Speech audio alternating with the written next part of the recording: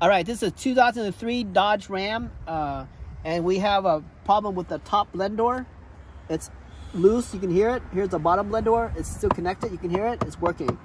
So how it works is there's a heater core that's mounted horizontal, and air is going to go through this way and go through this way. This vertical thing is the air conditioning. So whatever air goes through, it has to go through the evaporator. So we're learning this on YouTube, and we're going to apply it to our situation. So here's our situation. So here's the top blend door and the bottom blend door, and they're connected. So when there's heat, it goes like this. And when there's, so that means if I keep my hand like this, the air is going to go through, hit this door, go straight down past the heater core. That means the air now is hot. And because it's like this, the air goes that way. Now it's hot air. Hot air going through the heater core, hot air going that way. And when I'm done, then without the heat, then I go like this. That means the air is just going to go past the heater core on the top and on the below and go straight out to this side. Now, my problem is, let's say I'm on heat like this. My top door is dead, so it's stuck down. It's flopped down. And my bottom door is still connected to the motor. So now when I turn it to, when I keep it in heat, the air coming through this way cannot go through the heater core, and this thing stops, so the air is going straight through. So now when I turn it on to cold, this door will go this way like this, and when it's on cold, the air is going to come down and go through this way, but some of the air will go through back up here and pop this door back up. And so now I'm in cold.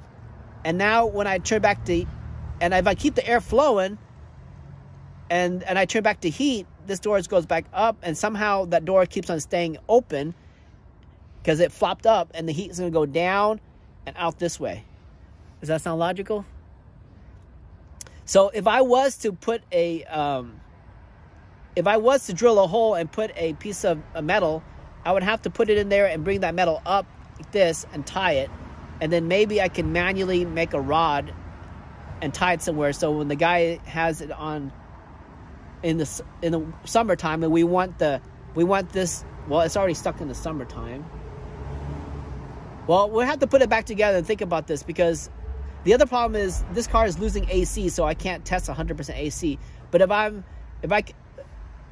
I turn it to AC, I think it was still at, the current temperature was like 57 degrees in Oakland here, and it was like at 60. But I'm going to turn it at maximum up to see if it actually activates this door again and get me stuck on heat. So overall, just as long as this bottom blend door is working today, we're going to get heat. So the question is, when we want to go back to AC, do we have to drill a hole to fix this top blend door? But if we know that if this bottom blend door dies, then we really need to open this whole thing up.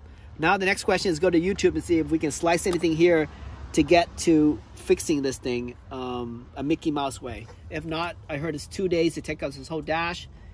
And then once we're doing that, we're going to replace all 5 doors, 2 blend doors, 1 circulation door, and then 3 mode doors over there. And then while we're doing that, we have an air conditioning leak, so we might as well change the evaporator in here. And then since we're already in here, we're going to change to a new heater core regardless too, even though the heater core is fine. And someone quote like $1,600 to do this whole job. But I think that's without changing the evaporator and the heater core. Probably add another $150 for each one of those. All right, thanks for watching.